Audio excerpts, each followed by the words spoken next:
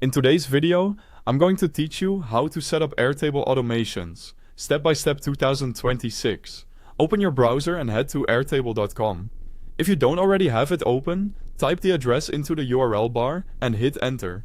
This is where all of your bases live, and it's also where we'll build the automation. Go ahead and sign in using your usual credentials. The login is straightforward. Enter your email, your password, and continue. If you use single sign-on, just choose your provider and you're in. After you log in, you'll land on your dashboard. This home view is designed to get you into your work quickly. You'll see your workspaces and, most helpfully, a list of recent bases you've touched. Think of a base as your project's home. It holds your tables, views, and the automations you'll connect to them. Choose a base you've been working with by clicking it under Recent. If you don't see what you need, you can create a new base from scratch. But for today, opening any existing base is perfect. Inside the base, look at the top navigation. You'll see tabs like Data, Automations, Interfaces, and Forms. Data is where your tables and records live.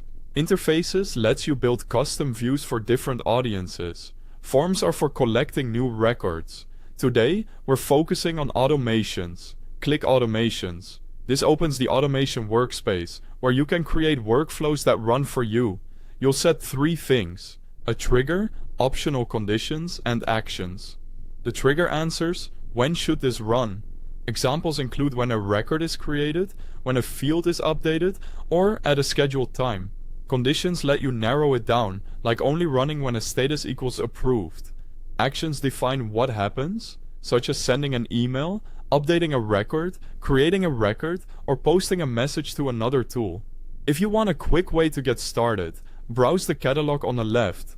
It groups common recipes so you can find a setup that matches your use case. If you'd like to save time, select a pre-made template.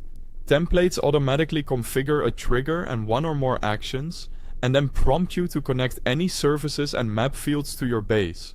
Walk through each field mapping carefully so the right data moves at the right moment. Before turning it on, run the built-in test for the trigger and each action to confirm everything works end-to-end using a sample record. When you're confident, flip the automation toggle to activate it. From now on, Airtable will handle those repetitive steps for you, consistently and on schedule.